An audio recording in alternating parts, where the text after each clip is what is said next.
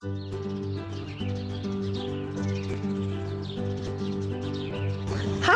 and welcome to the Oak Ridge Unitarian Universalist Church.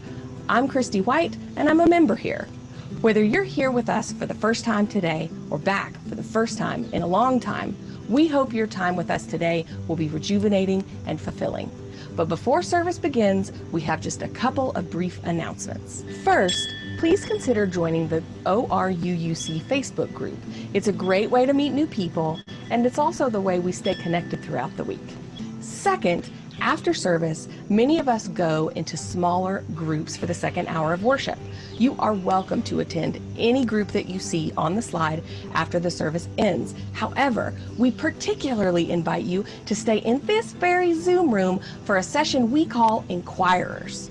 Inquirers is a great place for people coming into the community to get to know one another and learn a little bit more about this congregation and Unitarian Universalism. And finally, for almost 15 years, every week, our congregation sends half the offering out the door in support of a mission or ministry in our local area. For the month of October, the Split the Plate recipient is Stone Soup. 2020 marks the 10th anniversary of the Stone Soup Free Community Meal. There are more than 10,000 food insecure individuals in Anderson County. Stone Soup plays a vital role in making sure hungry people have enough to eat. Served the last Friday of every month, Stone Soup offers guests a unique dine-in service with meal delivery for those who can't travel. Even during COVID, they pivoted and switched to full delivery in order to continue to serve. Stone Soup has provided body and soul nourishing meals for more than 12,000 people. When the offering comes around, we ask that you consider giving as generously as you're able. Once again, thanks for joining us today and welcome. We hope today is the start of something beautiful.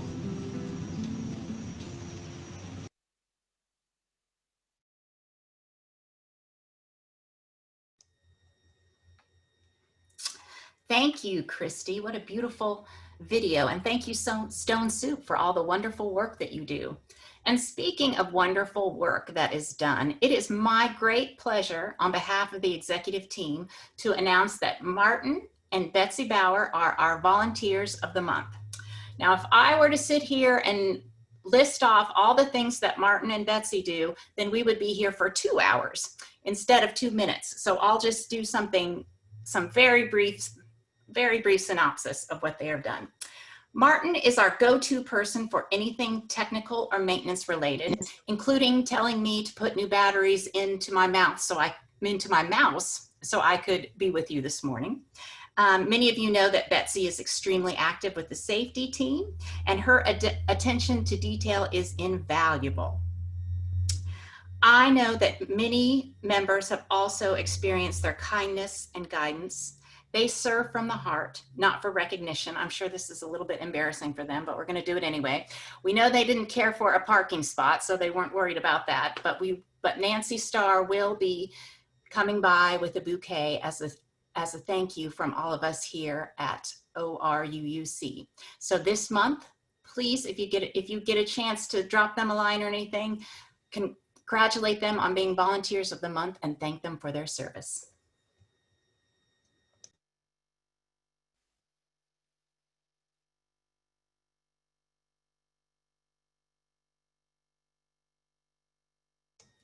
And now let us worship together.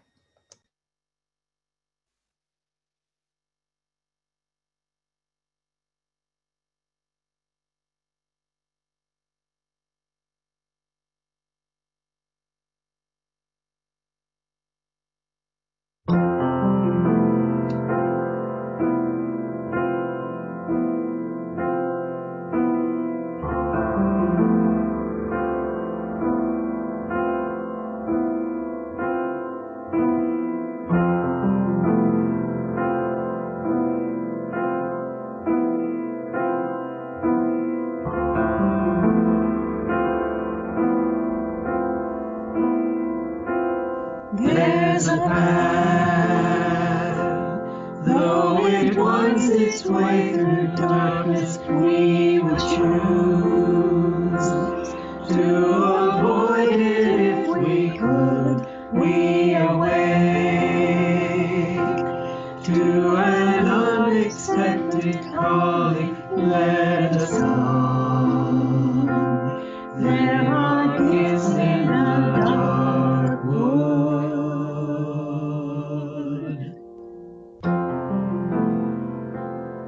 you ever been in the dark wood?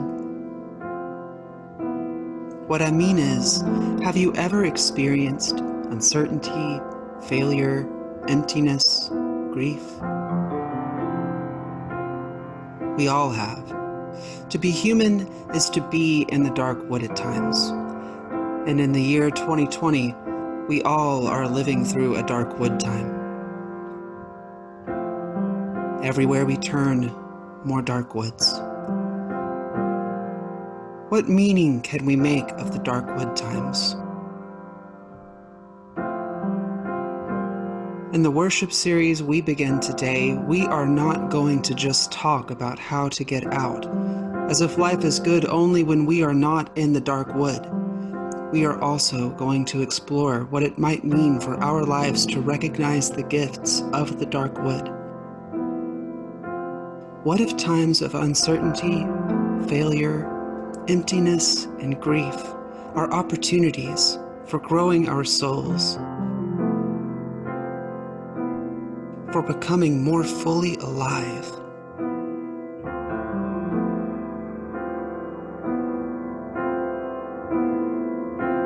There's a path, though it winds its way through darkness, we would choose to avoid it if we could. We away to an unexpected calling. Let us go, there are gifts in the dark wood.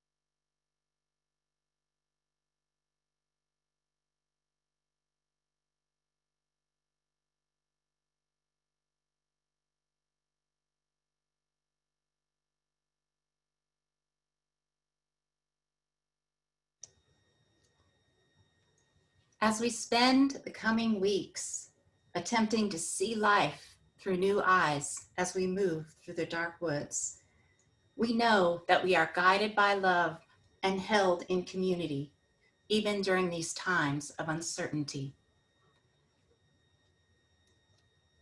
We light this chalice to celebrate being together and being united with other Unitarian Universalists, even in times of uncertainty. We know that we share a deep faith and an abiding love and a search for truth. May it be so.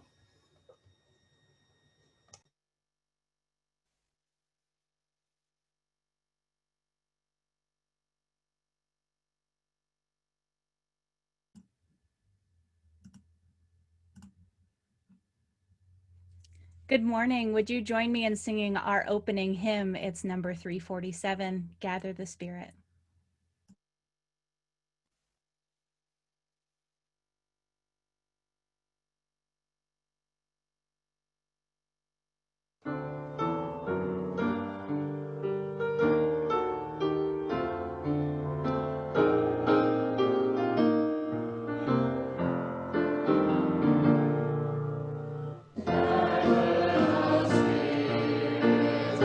Let's go.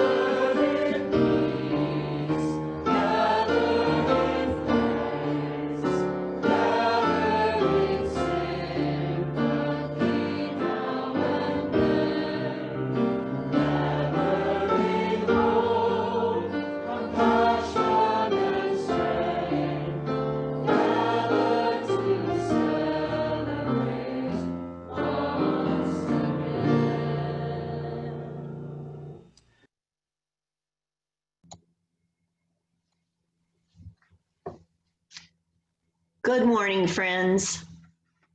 As we prepare for this time of taking stock and bringing our full selves to this special hour together, it has come to me to share some sad news. Our very own beloved Carl Bretz died this morning at Diversicare.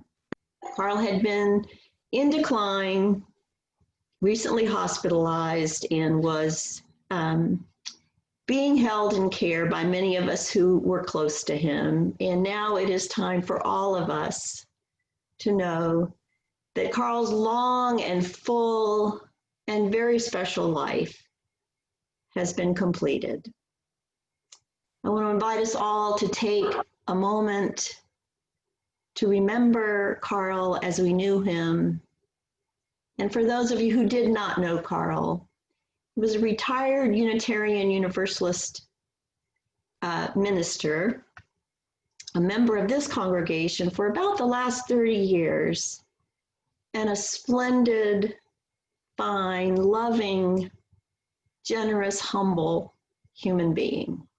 We will miss him greatly, and we know that we were blessed to have Carl in our lives for so long.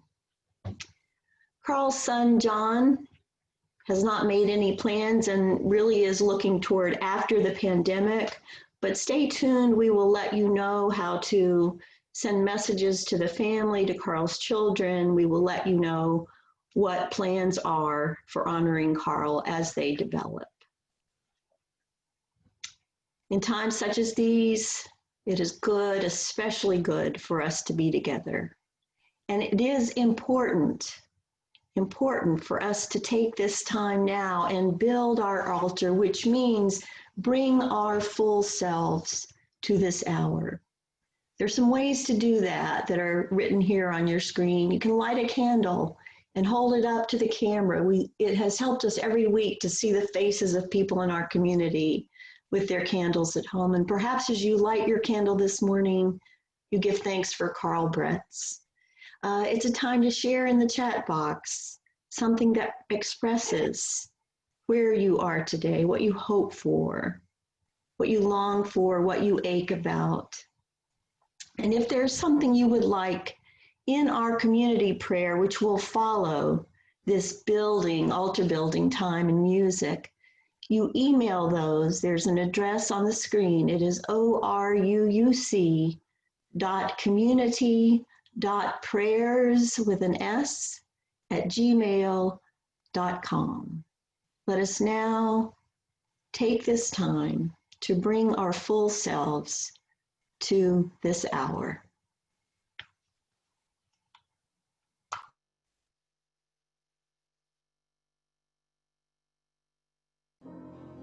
Comfort me,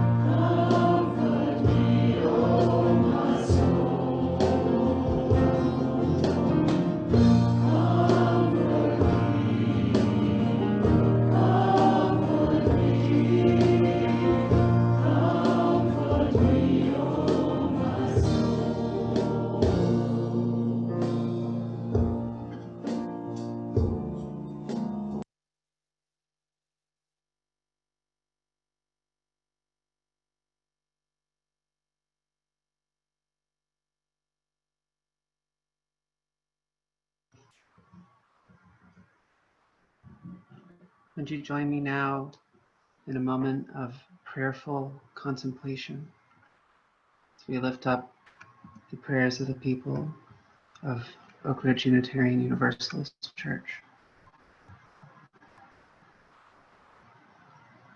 Spirit of life and love and all good growing things, all things on the way. Hear these, our prayers, many of us lifting up thanksgiving for the life of Reverend Carl Bratz, for the joy and the love and the patience and the kindness that he brought into all of our lives. Those of us who knew him, and the way he affected this community that we are a part of today, that his spirit and our spirits endure, known in the things that we touch, in the lives that we help shape, in the hearts that we heal and bring into wholeness. Amen to the life of Carl Bratz. In spirit, we also lift up that there is a great deal of uncertainty in our lives, emotionally, spiritually, professionally, politically. And we ask for that patience that allows us to subside, to live, just to live in these uncertain times that we find ourselves in.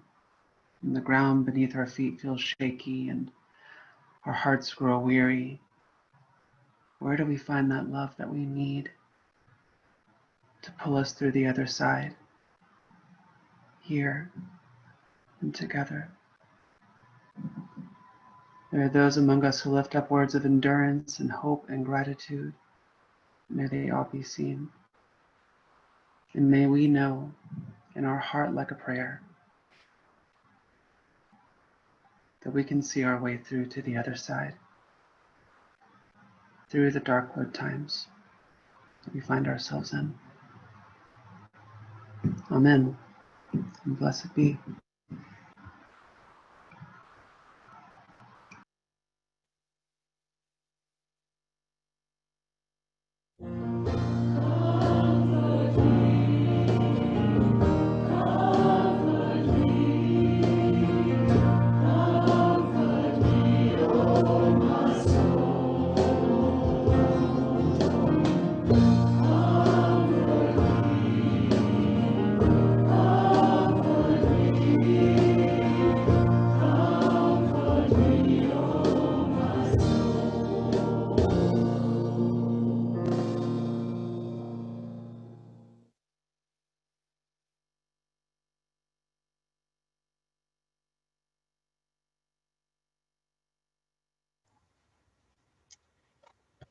I invite you at this time to be the generous community that you have always been, and to offer your gifts in this offertory today. We remember Stone Soup. We remember the needs of our wider community and our wider world, and even the needs of our own community, ORUUC. Please be generous.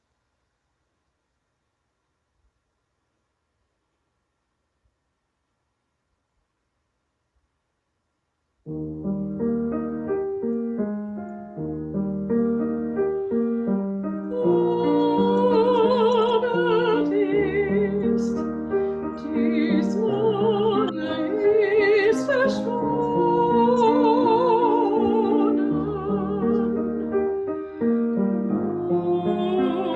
Der Most hat Silberglanz.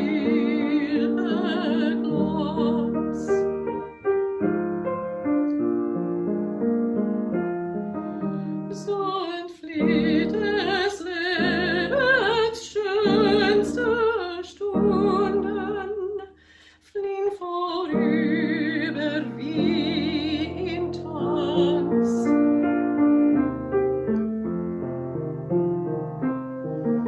Gott entflieht des Lebens bunte Schätze,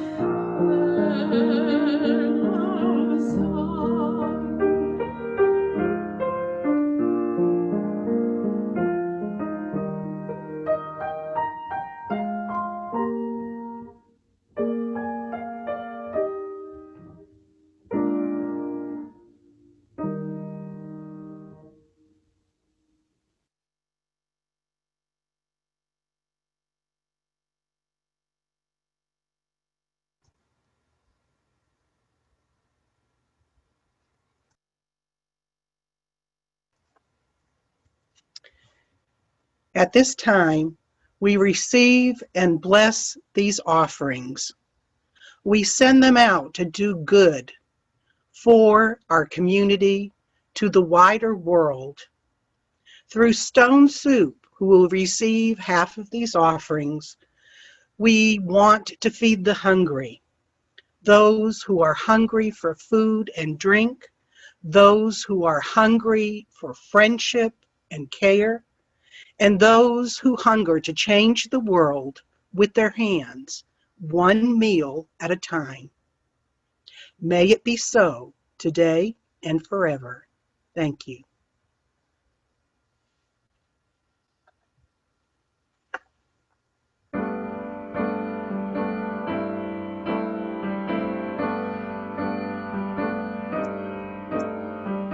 Rooted in love, we covenant, together in peace, to face conflict with compassion, to see strength in diversity, to share laughter and tears, to honor the profound in each of us. With purpose and passion, we care for one another and grow together, rooted in love.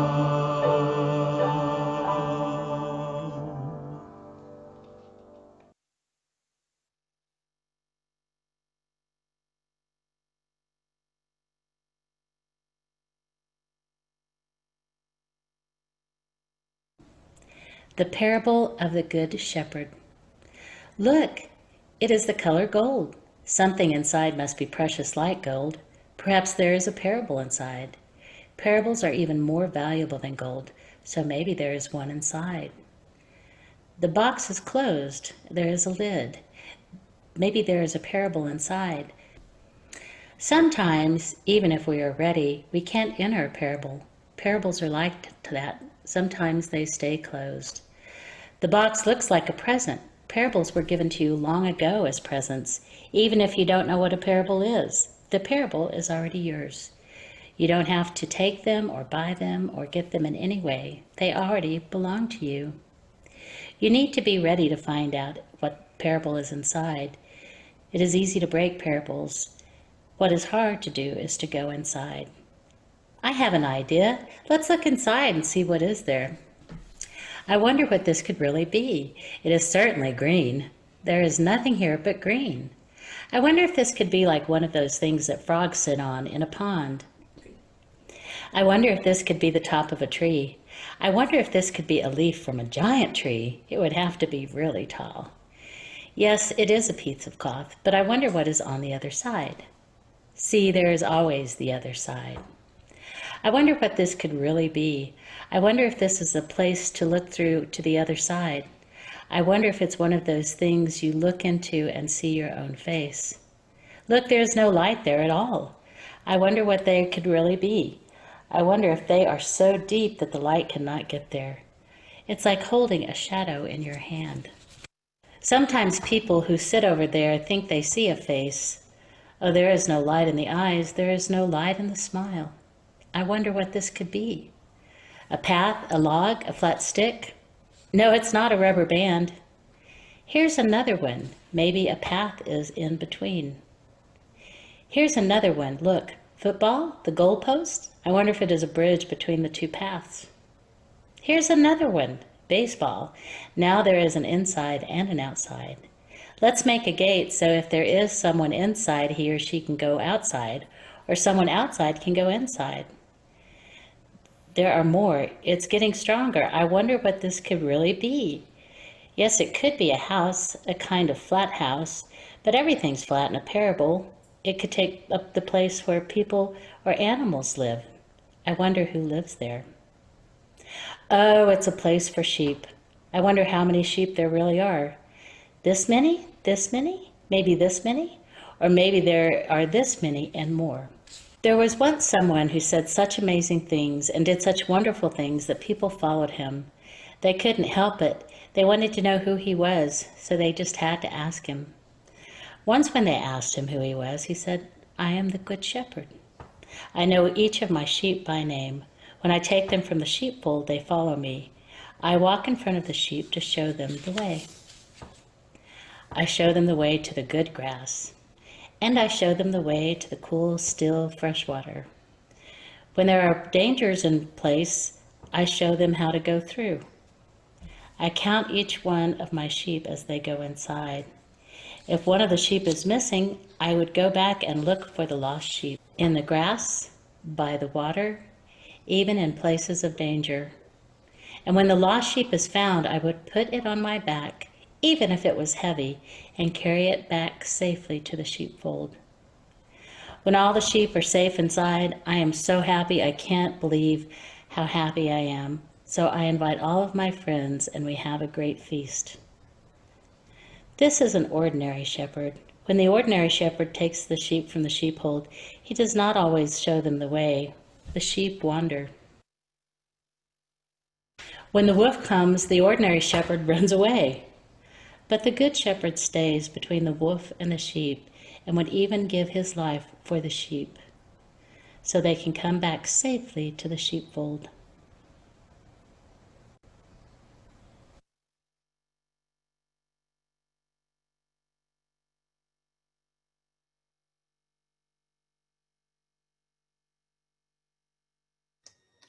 Here at ORUUC, we are blessed with many sacred and poignant rituals. And one of them that is most poignant to us is our arch song. When we were able to worship together in the sanctuary, as soon as the story was over, we would ask people in the center aisle to stand up, face each other, put their hands up and hold hands so there was an arch for the children to go under. And we would play the song with words written by our own Nancy Starr and bless them as they left the sanctuary. And today we make our own arch. I like to do a small one. Some people like to do like in the sanctuary. However you bless them, it's the heart that matters. But we go ahead and we welcome them into our hearts. So I invite you to make an arch and welcome the children into your hearts.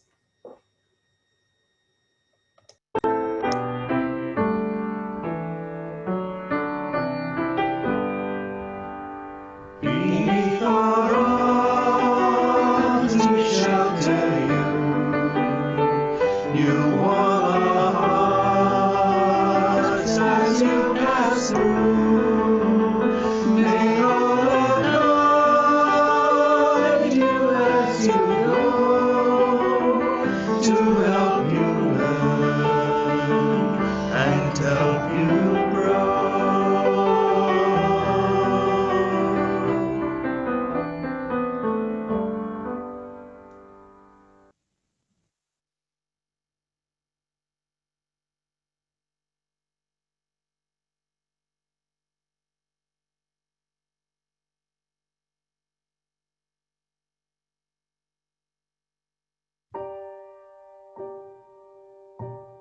Not God as unmoved mover, one who set the earth in motion and withdrew. Not the one to thank when those cherished do not die, for providence includes equally power to harm. Not a God of exactings, as if love could be earned or subtracted. But this may work in the night. Something that breathes with us as others sleep, something that breathes also those sleeping, so no one is alone. Something that is the beginning of love, and also each part of how love is completed. Something so large, wherever we are not separate, which teaches again the way to start over. Night is the test. When grief lies uncovered and longing shows clear, when nothing we do can hasten earth's turning or delay it. This may be adequate for the night, this holding, something that steadfastly breathes us, which we are also learning to breathe.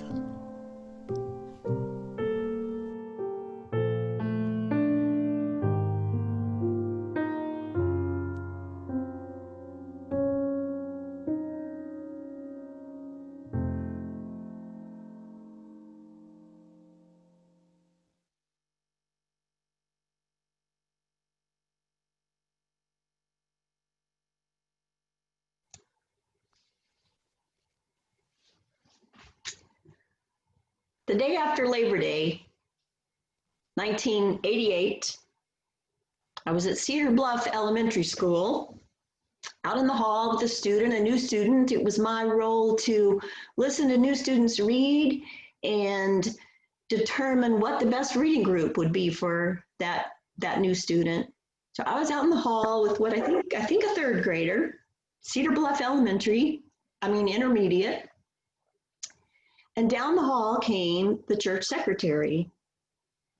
She said, "Excuse me, Tandy, but you have a phone call in the office. It's a social worker from Child and Family Services." I have to tell you, I don't know what happened to that little third grader. All I knew was that this was the call. For 3 years, Peter and I had been on a waiting list with Child and Family Services, waiting for an infant adoption. And in the spring prior, we had jumped through all the hoops and dotted the I's and crossed the T's. And we were told by Child and Family Services, fix up your nursery, close the door to it, and you'll get a call within the next 2 years. So this was the call. I picked up the phone. "Tandy, your son was born on Sunday." This was Tuesday. "Your son was born on Sunday. It turns out the birth mother and her mother wanted to meet Peter and me, and could we come to UT Hospital to meet them and then to bring home our baby?" You better believe we could. I was so confused that Peter wasn't clear that there was actually a baby. He thought, when I picked him up, he said, "I thought we were just going to meet a birth mom." And I'm like, no, this is it. And so off we went. And I met a courageous and special young woman. In the newborn nursery, she said, "Here, you hold him. He's your baby," the 19-year-old. We talked. I learned some of her story. And by 3 p.m., we had done all the necessaries. There was a little more paperwork, but we were in our home. And I was holding all 7.5 pounds, 48 hours old, Benjamin Logan Scheffler. The next month is a blur to me. There were such special times. There was elation and wonder and commitment like I'd never known. But there was also shock, guilt, doubt. You see, I completely forgot how to sleep. Completely forgot. I was exhausted. And breastfeeding, the breastfeeding that I'd made great plans to do, was a complete failure. After about 10 days, I took the breastfeeding apparatus and I threw it across the living room as hard as I could. And I said to Peter, no, I didn't say, I shouted to Peter, get some bottles now, right now. I was desperate. And as the days went by and I continued not to be able to sleep, I lost my way. I became afraid that Child and Family Services was going to come, find me an unfit mother, and take the baby away. And there was also the 30 days when the birth mother or birth father could change their minds. I really was almost too busy to think of that, but I was living, even with the thing I had most wanted in all the world, I was living in the dark wood. That is where I was. Now, you may have a parenting story that is a dark wood story, like mine, and maybe not, but we all know the dark wood. Loss of a job, addiction struggles, the health diagnosis that changes everything. I want to invite each of you to take a moment and just to remember, to note your own times of being in the dark wood.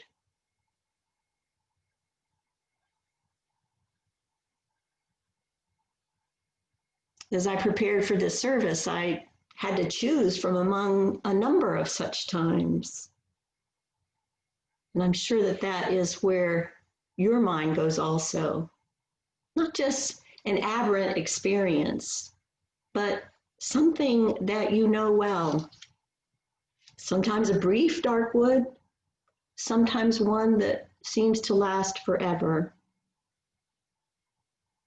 The one thing we know is the dark wood is a very hard place to be. Some of us are there right now for personal reasons. Some major upheaval in your life, some loss of your footing, of your way. But we live in a time of the dark wood. That is where we are as a society. Pandemic, climate change. Oh my God, our political situation. It is a dark wood time. Now, it's in our human nature to ask why? Why? How did we get here? How did this happen? How many of you have said that, thinking about our political situation or our climate? How? Why? Why are we here? And there's a dominant story that some would tell. Perhaps you know this story too. We're here because there's an all-powerful God, and that God is dishing out our medicine because this is good for us, or that God is punishing us because we have wicked ways. I was a chaplain for one summer in preparation for the ministry. I was at UT Medical Center. One Sunday afternoon, a young girl was brought in. I think she was about 11. She had been in a three-wheeler accident. And try as they would, the people in that emergency room could not save her. And so I accompanied the doctor to a waiting room filled with family, waiting to know about this beloved one. The doctor told the family that she had not made it, and then he turned to me and said, and this is our chaplain. Just like that, the Father looked me straight in the eye and he said, I will tell you this. My little girl did not do anything wrong. I said to him, she most certainly did not. And it pains me to think of all the people who have suffered because of all the messages that have been given. And maybe you got these. It's God's will. God needed her in heaven. You did something wrong. All of that vengeful, judging God stuff makes us hate God and hate ourselves. No place for it. There is no place for it. Unitarian Universalism says God, the God of our understanding, is love.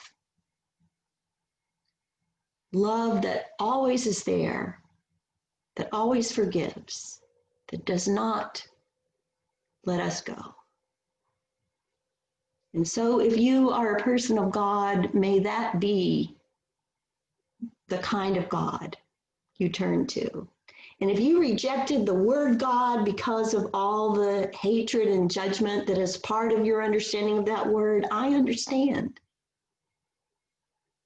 So if it's not an almighty, all-powerful God, what is it? Well, maybe it's just a fickle finger of fate. Maybe our job as humans is to hunker down and hope that we get lucky. And if we don't, oh well, it's fate. There's nothing we can do. So we try to avoid.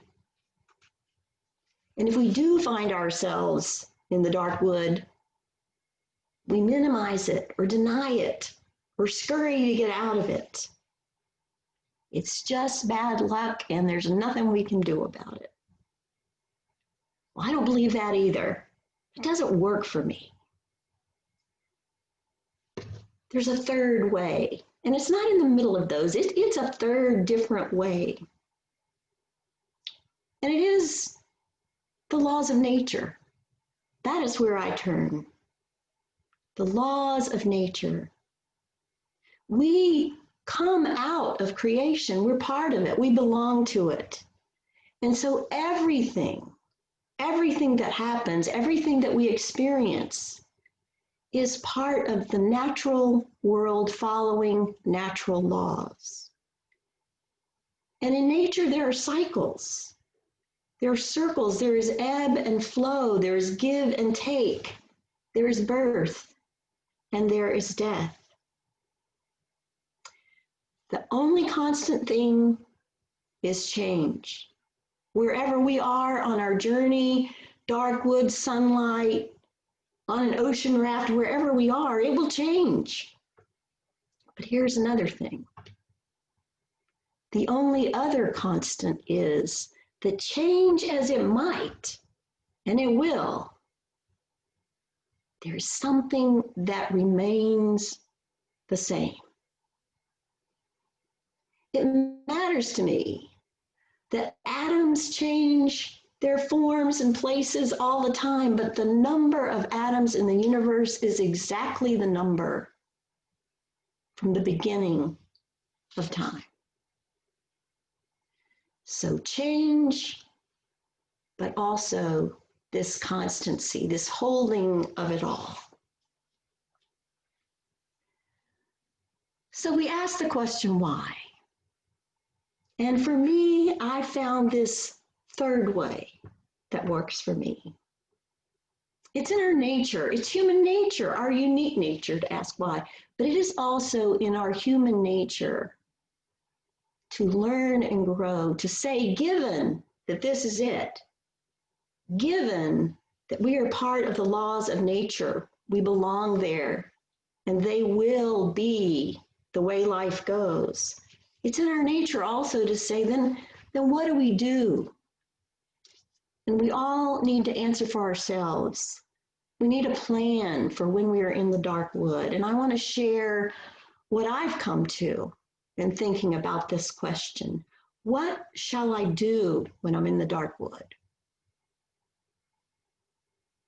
Well, I want to give you 3 things that I have come to. The first is accept. Just embrace the laws of nature and the cycle and know that this is not an aberration and it's not a judgment. It is natural and normal. And I, in working on the sermon, I've been laughing at myself a bit because I keep writing in these historic times.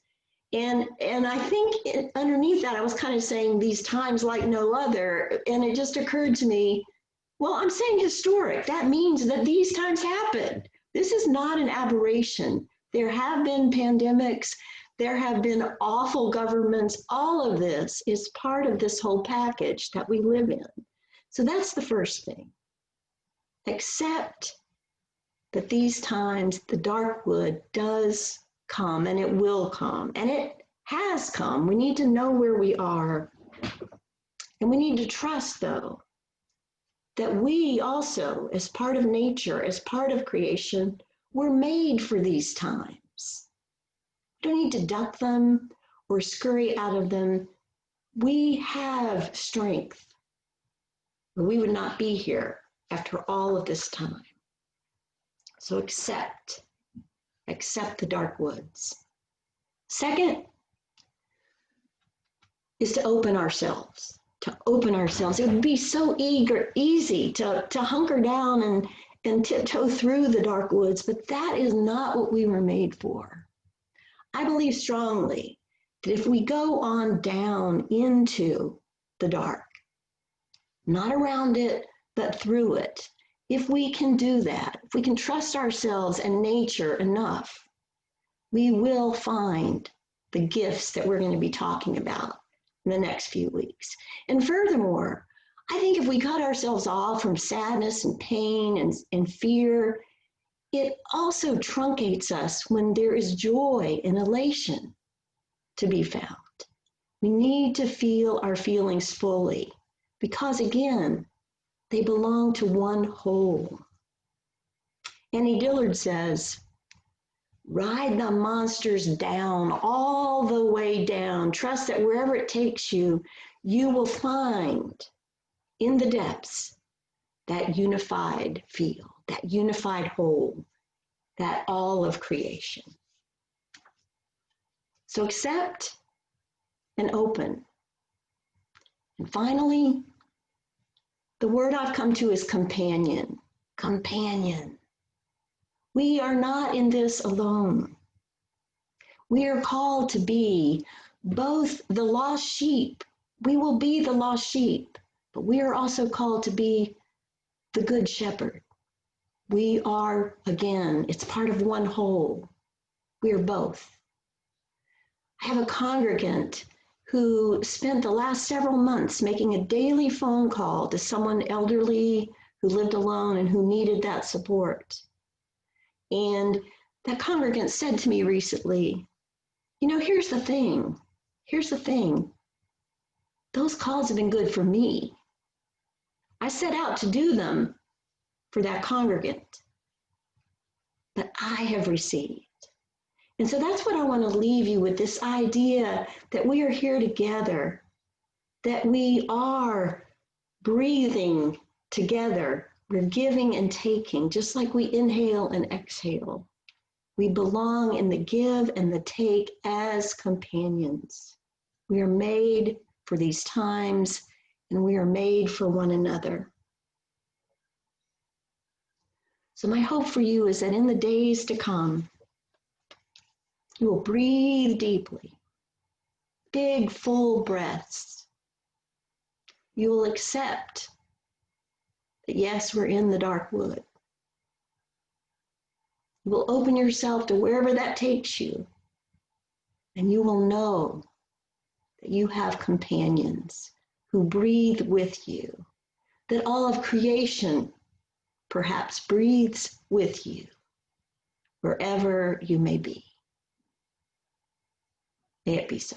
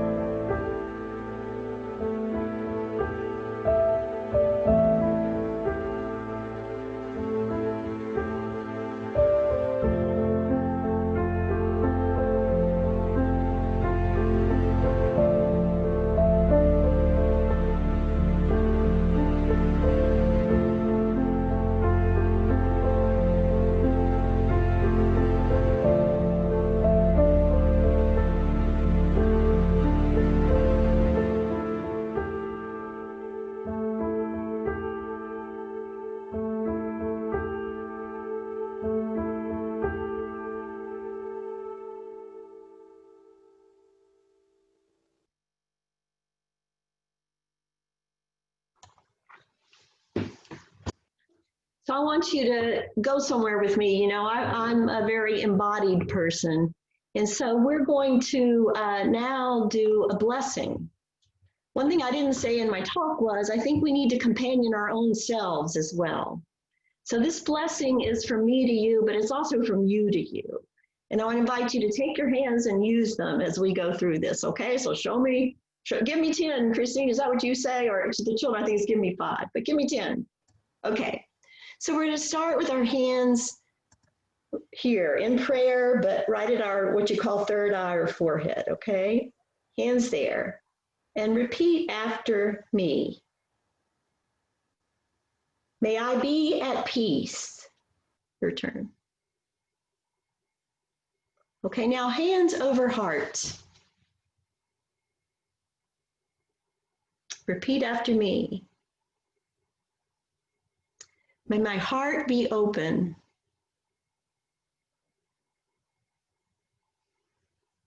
Now hands up high, hold them out. Raise them high if you want.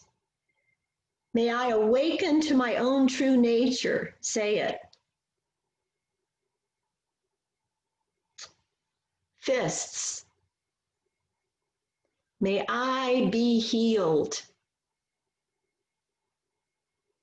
And hands opening out wide to the sides. May I be a source of healing for all. Say it. Let's do it one more time. Go with me this time. May I be at peace. May my heart remain open.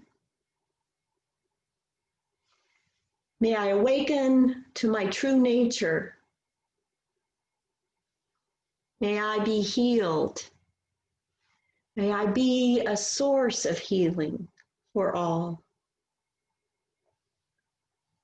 So that's the blessing for today. And I want to invite you to do this. I want you to take that blessing with you. But remember, you're not only that lost sheep who needs a blessing, you are the good shepherd who gives a blessing. And so now, let us do it saying you. And this is what I want you to do this week. Call to mind someone that needs it and say this blessing for them. May you be at peace. May your heart remain open. May you awaken to your true nature. May you be healed. May you be a source of healing for all.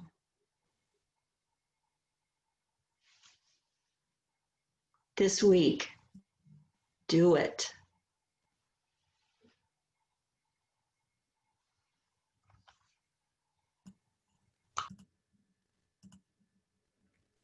I can't think of a better closing song than Lean on Me.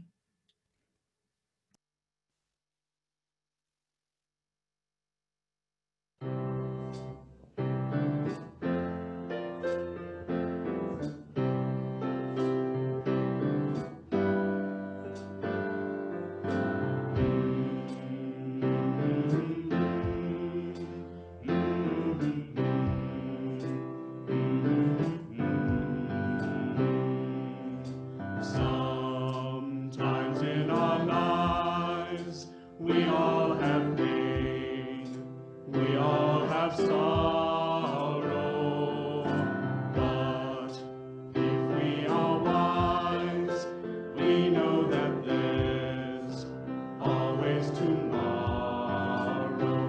Lean on me,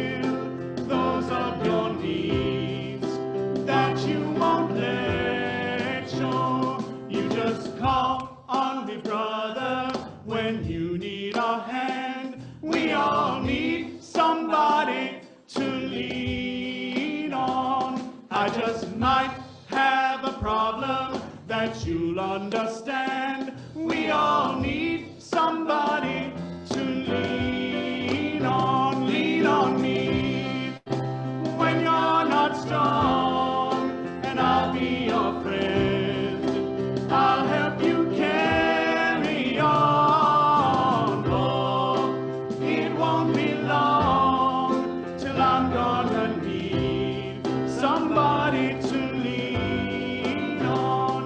You just count on me, brother, when you need a hand. We all need somebody to lean on. I just might have a problem that you'll understand. We all need somebody to lean on. If there is a load you have to bear that you can't carry, I'm right up the road. I'll share your load if you just call me. Call me if you need a friend. Call me if you ever need a friend. Just pick up the phone or send me a text. Call me, call me. Why don't you call me?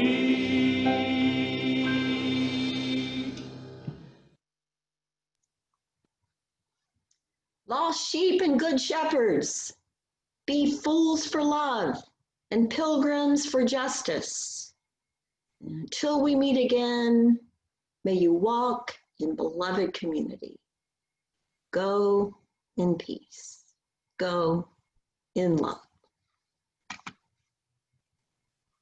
You just count on me, brother, when you need a hand. We all need somebody to lean on. I just might have a problem that you'll understand. We all need somebody to lean on.